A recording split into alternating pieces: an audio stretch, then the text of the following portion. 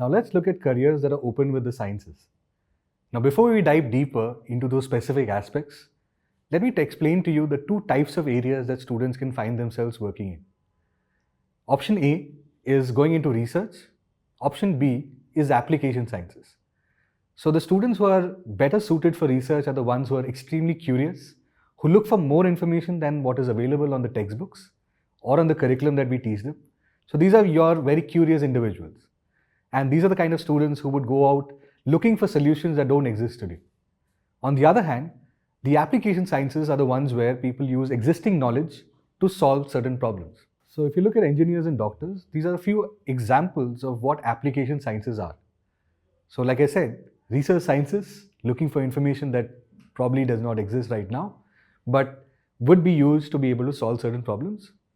And next, application sciences, using existing knowledge to solve certain types of problems. Now, let's look at some of the careers that are open to students who love science and mathematics. The first and the most common career that many students look at is engineering. Now, engineering has many different types of specializations that are available today. Unfortunately, most students and parents across India are only aware of the top 4 or 5 different specializations, which are chemical, mechanical, electrical, electronic, automobile, petroleum engineering, metallurgical engineering, or civil engineering for that matter. However, there are about 30 or 40 different types that are available out there. You would find all of those different specializations mentioned on the career portal, but let me explain to you some of the rewards and challenges that engineers face today. So a student who wants to become an engineer, first and foremost, needs to be someone who loves science and mathematics. That becomes the number one prerogative. Secondly, this is a student who needs to like to work with their hands. This is an application science after all. So you would have to learn existing theory to be able to solve problems. Few of the challenges. It's one of the most competitive spaces out there.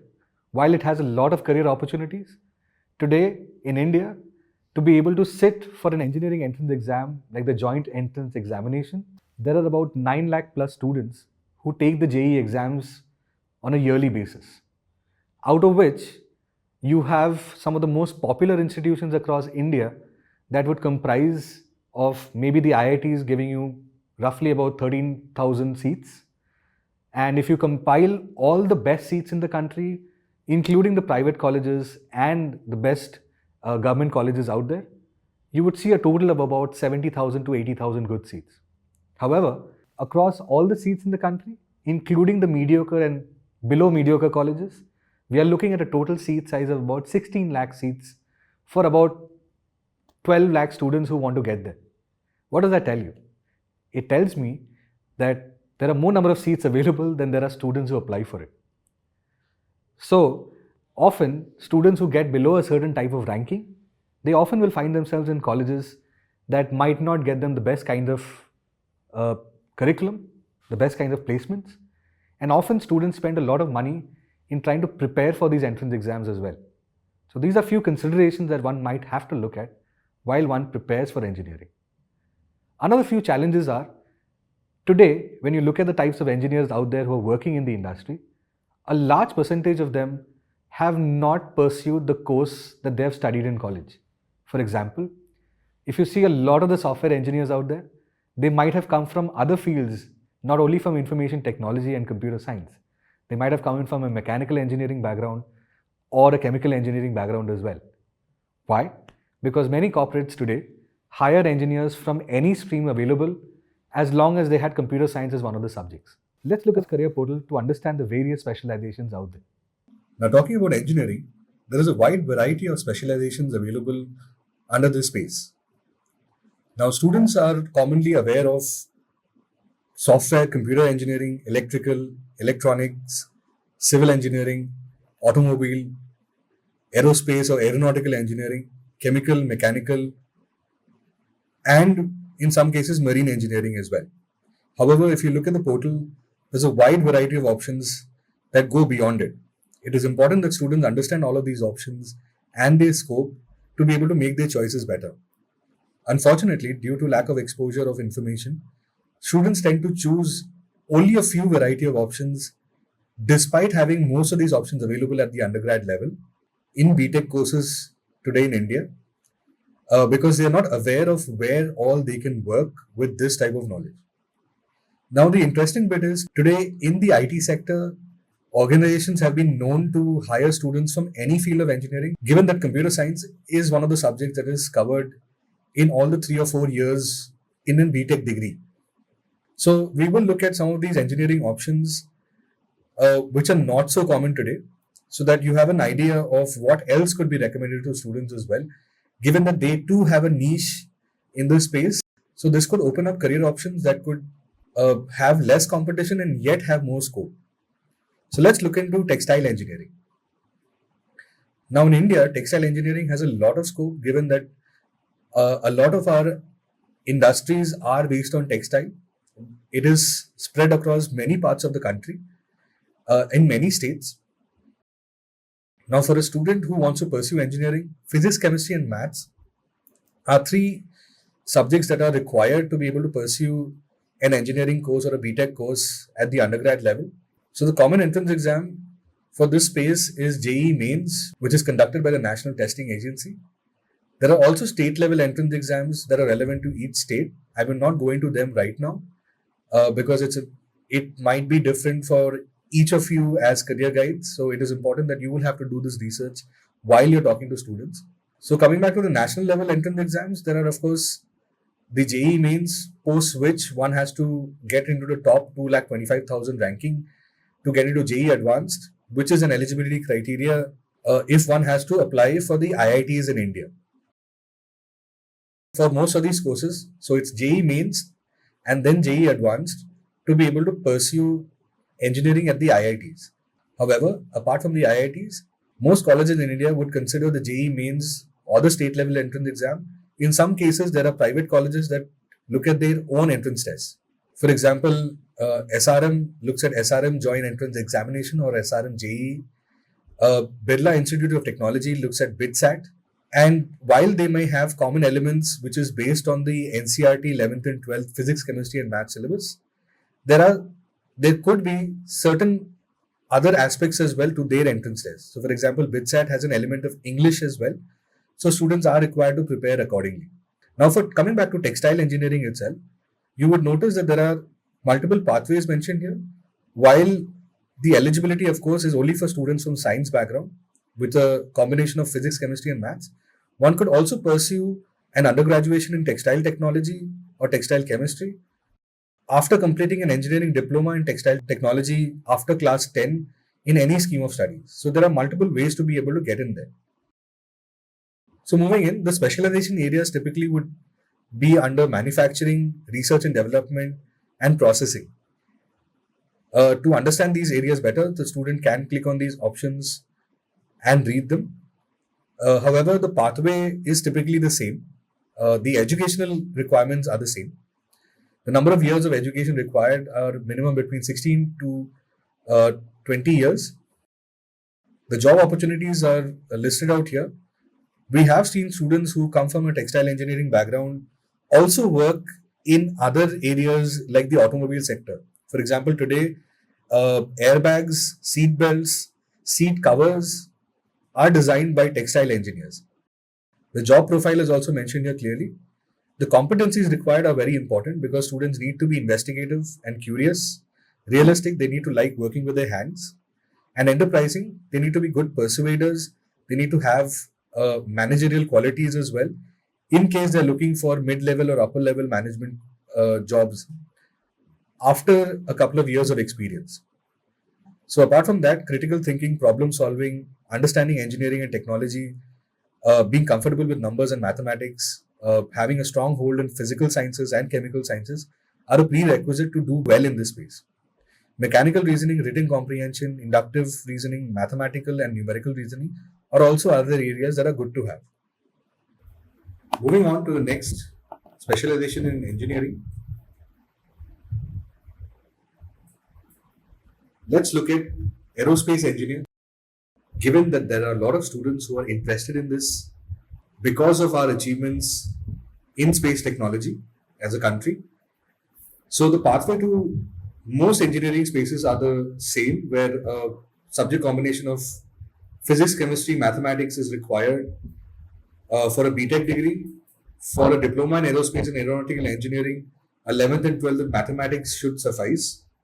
And it's preferred that students go for an MTech in aerospace or aeronautical engineering. Now, aerospace engineering is not very commonly available at the undergrad level, but at the postgrad level, at the MTech level, an aerospace engineering is more widely available.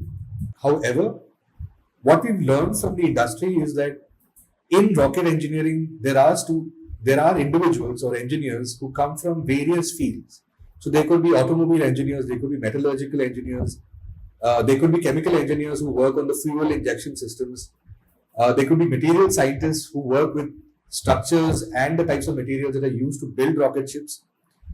There could be GIS, there could be mathematicians, software programmers who work together to build a successful machine or to build an effective machine. Various forms of engineers come together to be able to build a flying aircraft.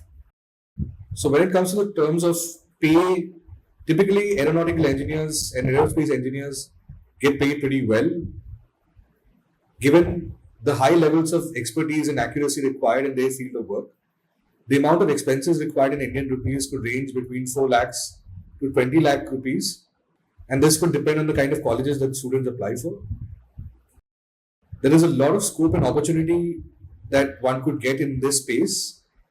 Given that we are looking to colonize Mars, we are looking to have more space expeditions, we are looking to create better and more effective aircraft technology. And we have seen that over the years, how flying in airplanes have become more and more democratized, given that they are more cost effective today. Now, within that, you have various specializations like aerodynamics and flight mechanics specialist, an aircraft structures and materials engineer, propulsion engineer, astronautical engineer, avionics engineer. An avionics engineer typically works in areas of electrical systems, spacecraft, aircraft, satellites, and missiles. And they also design the computer system support for communication, navigation, as well as guidance systems.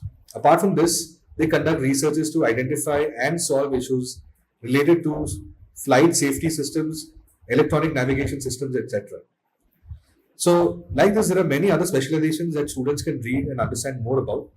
However, one good way to figure out which specialization would be best for students, not only under each domain in engineering, but even if you're looking at which type of course should students look at the BTech level, a good way to figure that out is to understand which subjects they are more interested in between physics, chemistry, and maths, and what chapters within those subjects that they find more interesting and what they enjoy learning more.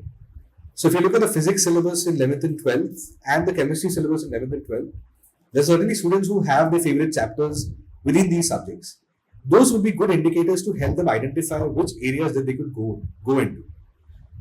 However, there is a common tendency for students and parents to choose specialization streams in engineering simply basis what they perceive as scope and the number of opportunities available, which is why you would see a lot of mechanical engineering students and also software and computer science engineering, given that the perception is that there are a lot more opportunities available here.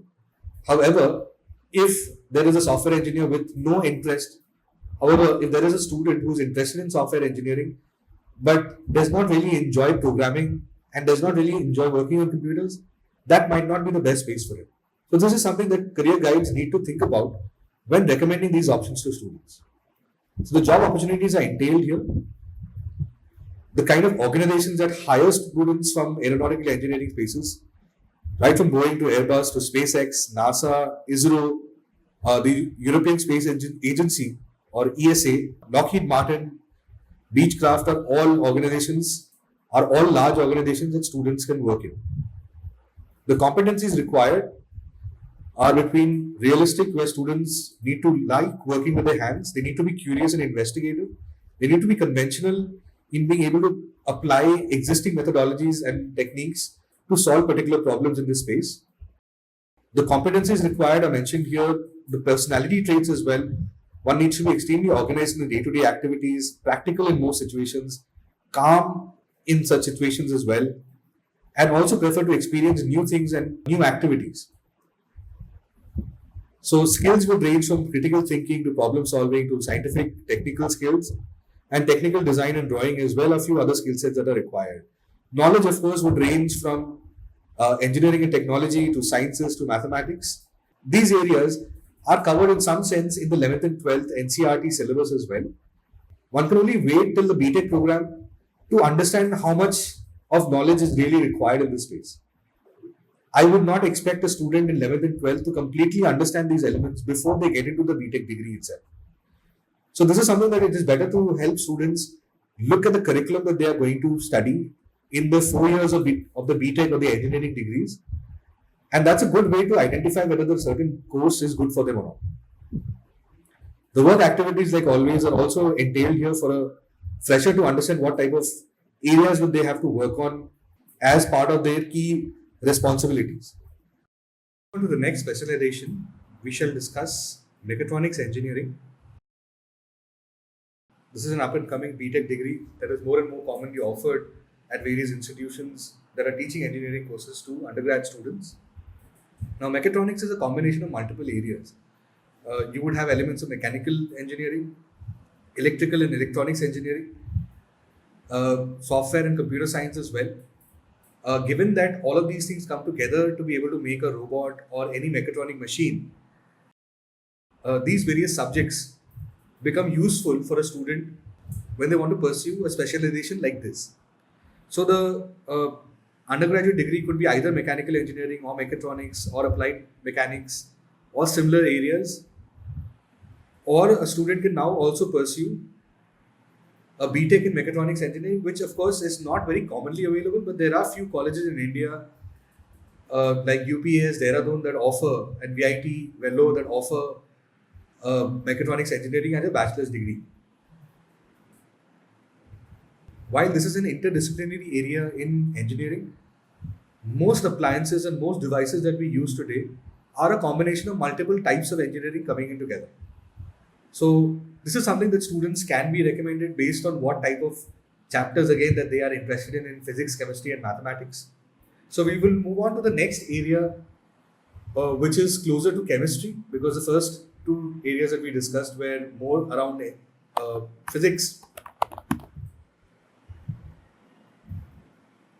So when looking at petroleum engineering or even chemical engineering, these are two other areas that have always had a lot of scope, and students can look at these options if they have a very strong interest in chemistry as a subject. Now, when looking at chemical engineering or petroleum engineering, almost every single FMCG product or fast moving consumer good product that one uses in their household, starting from soap to shampoo to deodorant to toothpaste, all of these were devised by chemical engineers.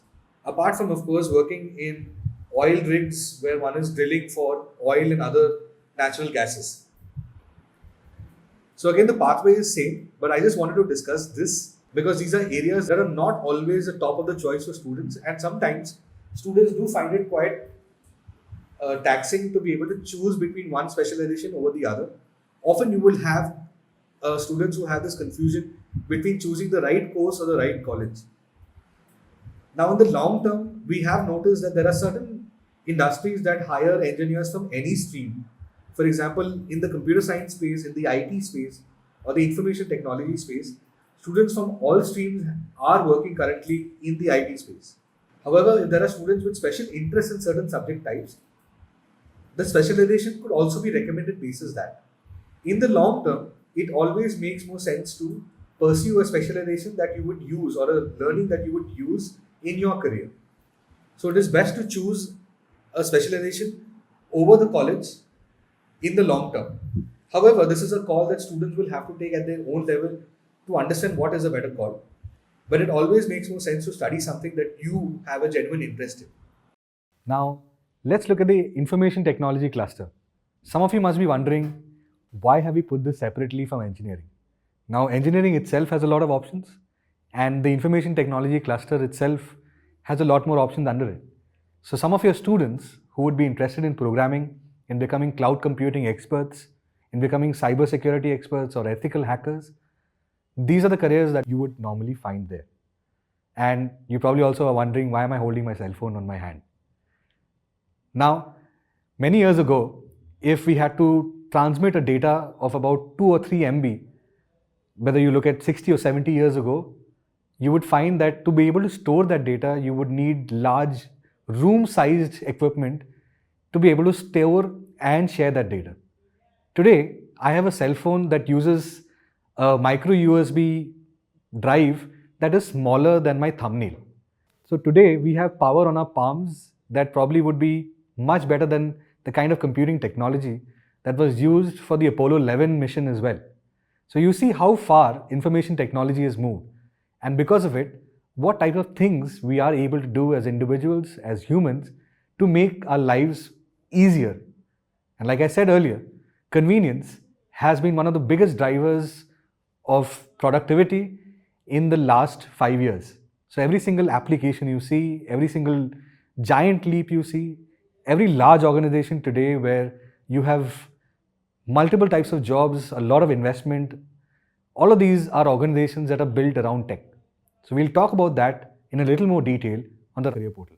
Now, when we look at engineering, one of the most popular areas that we have seen a lot of students pursue is information technology. Now, looking at the information technology cluster, there are a lot of careers that fall under it. When you type in information technology on the search option, you should be able to find information systems manager. Interestingly, librarian or digital curator is also part of it. Though the skill sets, the kind of qualifications required are slightly different. Systems and solutions architect, application programmer, software engineer, network administrator, ERP consultant, ethical hacker, technical writer, all of these will typically fall under the IT sector. Now, looking at information systems manager, while these are careers that are directly linked to physics, chemistry, and maths, so which is why you will find 11th and 12th PCM, bachelor's degree in engineering, that's one of the pathways. 11th and 12th with any scheme of studies with mathematics, which is an essential for BCA. One can also take a BBA with IT or a similar degree, though the more popular choice is bachelor's in computer application or BCA here or BTech. Now, typically in most colleges, mathematics is an eligibility criteria to pursue bachelor's in computer applications. However, to keep more options open, we do recommend students to keep physics, chemistry, and maths. And if they can keep computer science as an optional subject with it, then it adds as an additional advantage. The monthly earnings are mentioned here. Some of the highest placements that we have seen in the engineering sector are in the IT domain. The amount of expenses in Indian rupees are mentioned here between 80,000 to 12 lakhs. The future prospects have been quite stable and pretty high. We did mention earlier that technology is going to be the fulcrum on which most careers and aspects will evolve. So technology is going to be more and more an intrinsic part of every single type of career you can see, and thereby the kind of future prospects available are also quite high. So if you start as a systems executive, you could progress till the senior system executive, lead system executive, and so on, and even chief technology officer, which is the highest role that you would probably get in an organization. The specializations are also mentioned here, some of the ones that we had read earlier. Students can go through them and read them in more detail. The number of years of experience are between 16 to 18 years of studies or education. There are also role models mentioned here as well, and the kind of job opportunities, job profiles, and competencies. For competencies, of course, being investigative and curious, being realistic, and being willing to work with your hands, to be conventional and follow set patterns, and a good knowledge of computers and systems would be useful for students who want to pursue a career in this pathway. For those of the students who would love to travel the world, Merchant Navy is one of those options. Merchant Navy, you would find largely there are two areas of work: nautical sciences, which is a BSc degree course, and you would find marine engineering. Now, the kinds of careers that one could do with these two are very different. Someone who studies nautical sciences could grow up to become the captain of the ship. Now, the captain of the ship is not only responsible for the navigation of the ship, but also the safety of the crew members. When you go on to marine engineering, marine engineers usually take care of the ship, maintain the ship, and also are responsible for all the docking and undocking activities that happen at the harbor. let's discuss few of the rewards and challenges in Merchant Navy. Of course, one of the biggest rewards of getting into the Merchant Navy is one could travel the entire world. Today, most of the goods that we transport from one location to the other is not by air, it's actually by ship. So, students would find themselves traveling the whole world. That's one of the biggest rewards. You get to work in a place where part of your income is not taxed the same way that we who work on the land are taxed. You get to save a lot of money because while you're at work, you save your lodging and fooding expenses. You also see that there are other aspects of your lifestyle that get improved thanks to the kind of opportunities that the Merchant Navy provides. Few of the challenges. It is a high risk job because you have to take care of your safety. You have to be trained adequately before you get to such a space. Many of the courses that are available in the Merchant Navy space, whether it's nautical science or marine engineering, unless a student gets into a course that is subsidized by a government program, some of these courses are expensive and very competitive to get into. And of course, you will be living away from your family for extended periods of time. However, coming back to one of the rewards, it's also one of the few careers that might give you a vacation period of a few months together. Now, apart from teaching, I don't know of many other careers that could give you month to 2 month to 3 month long vacation periods as well. So I know individuals who are working in the Merchant Navy who also take up additional hobbies or interests, where some of them are mountaineers, where preparing for a mountain expedition might take a few months together. Completing the expedition also might take a few months. So all of your additional hobbies or interests could be pursued alongside a career in Merchant Navy, subject to whether you're able to accumulate the vacation periods together. Additionally, another challenge would be that since a student is expected to be on the ship for extended periods of time, one, of course, has to be a great swimmer, has to be in top physical form, and be able to invest in the fitness regularly. Because there is a risk to their lives if they don't take care of themselves, and also are often exposed to multiple types of hazards. Now, let's look at the career portal to understand nautical science, marine engineering, and also the additional aspects of logistics in the Merchant Navy space. Welcome back to the portal. Under Merchant Navy, one would find nautical sciences, marine engineering, logistics management, and other specialization areas like naval architecture and so on. Now, when one wants to study Merchant Navy, students will have to take physics, chemistry, and mathematics in 11th and 12th, then pursue an undergrad in Merchant Navy or marine engineering or mechanical engineering or an undergrad in nautical sciences. Now, to be able to get there, students will have to either take entrance exams like IMU CET, which is Indian Maritime University Common Entrance Test for marine engineering and nautical science, or if they want to pursue mechanical engineering, then, like mentioned earlier, the joint entrance examination provides an option to be able to pursue that course. Now, what is Merchant Navy really? Typically, a lot of the goods that we transport from one location to the other are not transported by air. A larger volume of those goods are transported by sea. Now, because of the fact that air travel or air transportation is far more expensive, the sea is a more popular choice when it comes to transporting large amounts of goods or heavier items from one location to another. That could include raw materials, resources, oil, large machinery, cars. All of these, the most popular form of transporting them is always the sea. While this career has been dominated by males, we have now seen that more and more organizations have been creating special provisions for females to join the space as well.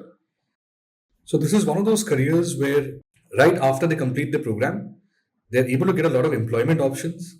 The pay is, on average, higher than a lot of other careers, given the amount of risk and effort put into working in the Merchant Navy area.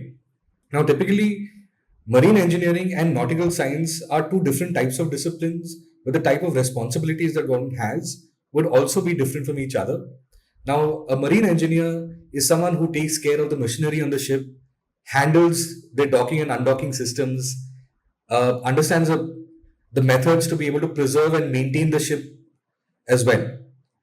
And someone who studied nautical sciences, on the other hand, deals with navigational aspects.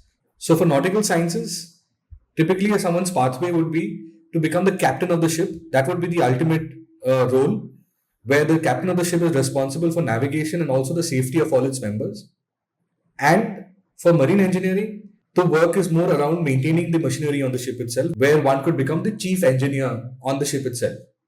So those are the two types of roles here. Now that would typically be dependent on the student's expertise on what type of subjects that they enjoy more. So when you look at a marine engineer, you would find the description also mentioned here. The deck officer is typically someone who is responsible for the overall navigation, like we mentioned. So that this is through nautical sciences. And depending on whatever the student is interested in more, after understanding the responsibilities that they have, they can choose to pursue one of those areas there. The educational requirements would be typically between 16 and 17 years, right from early childhood education till the completion of the course. We have a couple of role models mentioned here as well. And the type of job opportunities, the work environment are all described here in detail. Now, some of the most interesting parts to look at from a perspective of Merchant Navy is that one gets to travel all over the world. However, you will be away from family, and in most of the time, you will be on sea. So there is a certain level of seasickness that could set in. So physical fitness, being able to follow rules on safety, being able to be upgraded and updated with all of that knowledge on a regular basis on various safety protocols, on managing different types of tools and machineries. All of these are very important aspects when one looks at a career in Merchant Navy. So the job profile, key roles and responsibilities are all detailed out here. When it comes to the competencies required, a student needs to be investigative, meaning being research oriented, being realistic, wanting to work with the hands, being conventional, being able to follow orders in a set pattern. Apart from that, the abilities would range from abstract and deductive reasoning to written comprehension, engineering and technology, physical science, administration, being an active listener. These are all other areas that one needs to focus on. And of course, personality areas are also mentioned here. The work activities should be able to describe what day-to-day work would look like for a fresher. However, these roles could again evolve with the amount of responsibilities and the kind of roles that one grows into. Now, moving on to the next career in architecture. It's one of those careers where not only a love for science and mathematics is important, but a student also needs to love to design, to draw, to sketch, and also understand the usability of buildings. An architect is someone who is very different from a civil engineer. A civil engineer is typically someone who would decide on the kind of materials used in a building and the structural integrity of the building based on how it's built. An architect, on the other hand, looks at designing the building basis the user, and executing that plan becomes a civil engineer's job. So, in a state like Rajasthan, or even if you look at Delhi, where we have some of the oldest cities in the world, you would see so many different modern marvels and so many different marvels that have been passed on to us by our ancestors thanks to the great architectural elements that are there. For example, the Hawa Mahal, for example, some of the schools that are designed across the state, you would see architecture has a very, very important role to play. Now, essentially, students who like science and mathematics don't first of all focus on architecture always as a career option, but some of the creative ones do think about it as an option and may not like all the elements that are required to be able to get there. For example, today if one has to study architecture in India, physics, chemistry and maths is an eligibility criteria to be able to apply for an entrance exam like a NATA, which is a National Aptitude Test for Architecture, and the JEE Paper 2, which will give you an option not only into architecture but also into urban planning. Moving on, few of the rewards. Architecture is one such place where your creativity, your designs as an architect would be viewed by millions around you. On the other hand, the challenges are that you would take a couple of years to establish yourself. It requires meticulous training. There are a lot of different tools to be able to help one out with regards to design itself, but there are certain concepts theoretically that one needs to know even before getting into the course. Now, that is very, very clear when one prepares for the NATA paper, where you have concepts like perspective drawing, you have concepts like architectural GK in the entrance exam as well. Or if you look at the JEE paper 2, where there are certain questions which are built on science itself. So, architecture is one such space that you can look at if you have students who are interested in both the creativity aspect of it and also the science and mathematics side of it. Now let's look at the career portal to understand this a little better. Welcome back to the portal. Now, when talking about architecture, it's also important to talk about civil engineering when explaining these careers to students. While architecture and civil engineering do seem very similar in the kind of scope of work that they have and the kind of areas that they work in, they mostly work in infrastructure. However, an architect is someone who designs and plans the construction of the building. A civil engineer who's someone who executes that plan.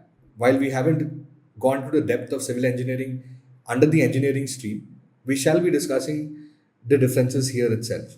So, while a civil engineer is more focused on the types of materials that are used, the depth of the foundation, the kind of cement, the kind of TMT rods, and the other materials that are used to construct a building, the structural integrity of the building, how far should load bearing walls be, for example.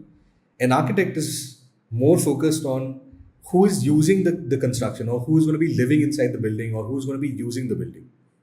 So, to give you an example, you would notice that in most schools, the corridors, the staircases are much wider than you would see in residential complexes or houses.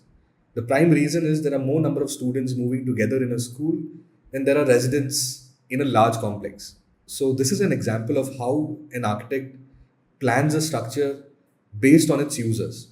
So, the pathway for architecture is one has to study physics, chemistry, and math in 11th and 12th to be eligible for one of the two entrance exams that are commonly considered by most architectural colleges in India. The first is, of course, JEE Paper 2, which is going to be considered in almost 35 to 40% colleges, including the IITs. The IITs would have JEE Paper 2 plus architectural aptitude test to be eligible for IIT Roorkee and Kharagpur.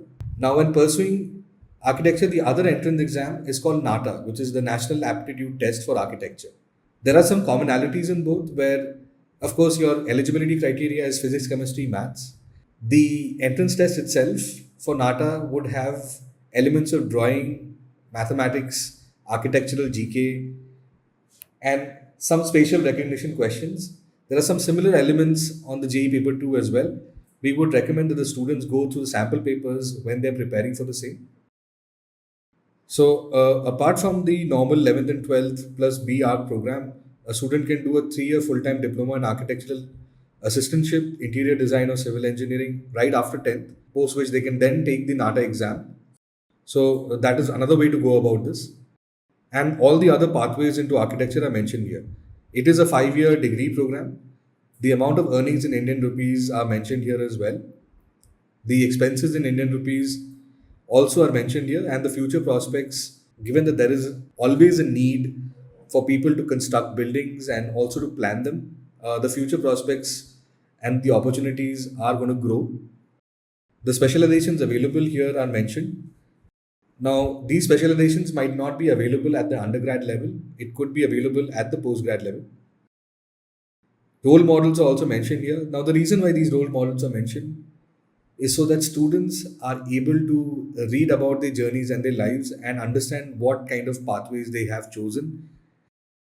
The job opportunities ranging from public works department to housing and urban development corporations to railways to real estate firms to architectural firms, all of these type of organizations hire students from a background in architecture. Moving on, we have now seen that even game design companies hire a lot of architects for level design. The job profile is mentioned here. The kind of competencies required, one has to be artistic, realistic, and enterprising, which is one has to be creative. One should have an interest in working with their hands and also a good persuader. The abilities, the personalities, and the kind of knowledge that is required are all mentioned here as well.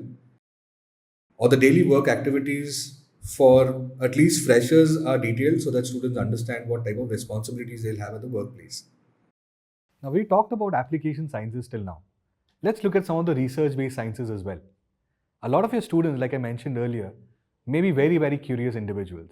They might be looking at careers, they want to find out more, they want to solve problems that exist today, but solutions might not be. So, these are the kind of students might be looking at careers like astrophysics. As a human race, we've always been excited by the stars around us and by space. We have seen organizations invest more in space travel, in trying to make space travel accessible to the common human being. We might be looking at a colony on Mars as well. Who knows? Now, moving on to material sciences. Material sciences, you would see the applications of it starting from the kind of seat belts that we use when we are driving cars, that's using Kevlar for bulletproof vests, to the kind of materials that are now used for quantum computing as well. Material sciences are one of the reasons why today we have different types of textiles available, different type of materials available, even in our household everyday products. If you look at non-stick ware, you would see that that's an application of material sciences. Whether you're trying to make an iron or a press to be able to press your clothes, whether you're using a frying pan to make your food, you see an application in Teflon as well. Now, moving on, we have other areas of research as well that come under the same cluster. You can look at areas in environmental sciences. You can look at areas in nanotechnology as well. Now, nanotechnology is basically application of science in the small. So, whether you're looking at how medicines are built today, whether they are medicines that could go into your body, communicate with your cell phone, and tell you what condition your body is in currently, and when should your next pill be taken, there is research happening around it. Or whether you're looking at really tiny robots, or whether you're looking at the way planes are painted so that people don't feel jet lagged or tired whenever they travel over long distances, or the way that we make our detergents as well. Today, even my clothing, whether it's a wrinkle free shirt or my glasses, whether it's a scratch resistant lens that I'm wearing, all of these are applications in nanotechnology. Now, some of the rewards in nanotechnology, of course, you could find solutions that don't exist for very large problems in society. You could make a huge impact there. You could be closer to the area that you love always, which we hope is within science and mathematics. Some of the challenges, to be able to come to these solutions, it does take a very, very long amount of time. You have far lesser career opportunities in research than you would do in application sciences. Like, we need more doctors and engineers today than we would need more people in research and development. So, looking at research usually is one space where a student would have to study a longer period of time to be able to get to a job. For example, an engineering is a professional course, or an MBBS is a professional course where one could get a job right after college. Research is one such space that a student might have to complete their graduation, their post-graduation, and sometimes even their PhDs to be able to find a fulfilling career. Now, let's look at a few careers which are interdisciplinary in nature. When I say that, I mean it's not only physics, chemistry, and mathematics that are required to get there. You would also need an additional expertise in biology or life sciences. So, some of these areas are environmental sciences and agricultural technology. Now, within environmental sciences, you would see that this is an interdisciplinary area because one, we need to understand chemistry, physics, life science systems, and how it might impact life in general. Similarly, agriculture as well, but I do intend to discuss that separately with physics, chemistry, and biology. I would also want to talk about how tech has improved agriculture manifold, even in a country like India. So, whether you look at a sensor that would go into the ground to tell you the kind of nutritional values of the soil, to tell you the kind of moisture levels that are there, thereby telling the farmer exactly the kind of nutrients that are further required for it to grow better.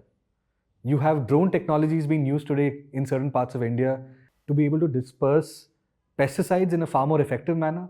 In certain parts of the world, you have planes that are being used to disperse seeds as well. And coming back, you also have areas where, because of these technologies, it has made lives of farmers much more easy. It has made growing of crop a little more efficient, and also has given us a lot of data on how to improve these systems better. Now, let's look at the rewards and challenges in this space. The rewards, of course, are the vast amount of scope in the agricultural space. It's one of the few areas where no matter where you go, as long as there are human beings around, you would always need to grow food, and you would always need to have systems to grow food better. And of course, if you're looking at environmental sciences as well, whether you live there or not, you need to take care of the environment. Now, that's no secret. We've been discussing the environment for years together now. It's one such space where we need to put a little more focus on. So there's a lot more scope in environmental sciences where your students that you counsel would be able to make a positive change for tomorrow. However, some of the challenges in those places. A lot of these areas are interdisciplinary, meaning our course curriculums are still not adhering to the new changes that are happening today. So a student typically would go for an agricultural science or an engineering science and then see how these courses could merge together at the master's level or at the PhD level. So we won't have typically a very, very linear pathway for a student to be able to get into research. Sometimes a student will have to have a lot of self-awareness, a lot of understanding of their academic prowess to be able to make this journey a little more seamless. And in that journey, you as a career guide have a very, very important role to play.